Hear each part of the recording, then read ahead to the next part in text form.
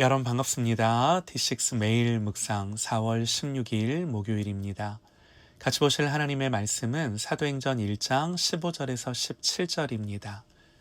모인 무리의 수가 약 120명이나 되더라. 그때 베드로가 그 형제들 가운데 일어서서 이르되, 형제들아, 성령이 다윗의 입을 통하여 예수 잡는 자들의 길잡이가 된 유다를 가리켜 미리 말씀하신 성경이 응하였으니 마땅하도다. 이 사람은 본래 우리 수 가운데 참여하여 이 직무의 한 부분을 맡았던 자라. 아멘. 무너진 자리에서 라는 제목으로 하나님의 말씀 듣겠습니다. 주님은 하늘로 올려지셨고 제자들은 예루살렘에 남겨졌죠. 이들은 아직 성령을 받기 전이었어요. 능력도 없었고 사역도 아직 본격적으로 시작되지 않았습니다. 어찌 보면 아주 애매한 시간이었던 거죠. 주님 떠나셨고 성령님 아직 오시지 않으셨고 기다림의 시간이었고 공백의 시간이죠. 그런데 바로 그때 베드로가 일어섭니다.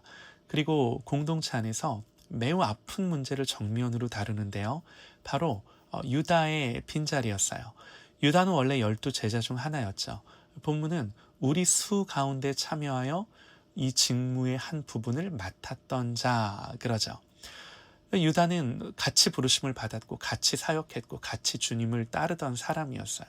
그런데 그런 유다가 예수님을 배신했죠. 초대 공동체에 얼마나 큰 충격이었겠습니까?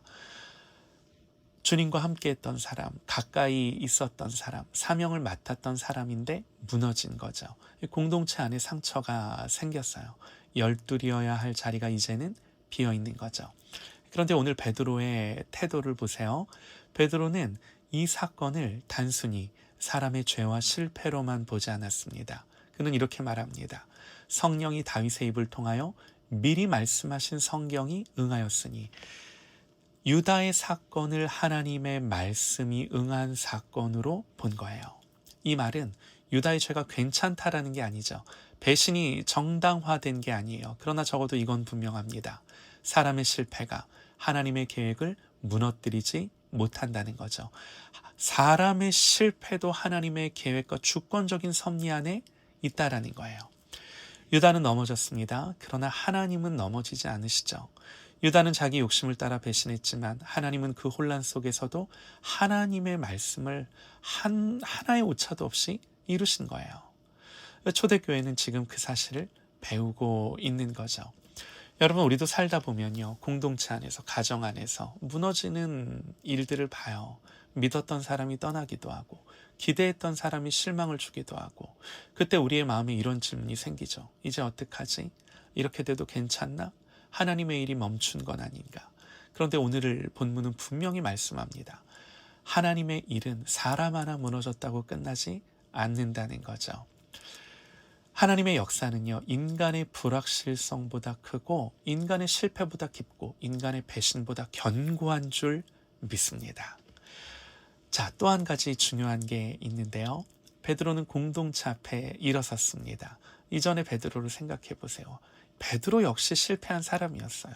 그도 예수님을 3번이나 부인했던 사람, 유다와 전혀 다를 바 없었죠.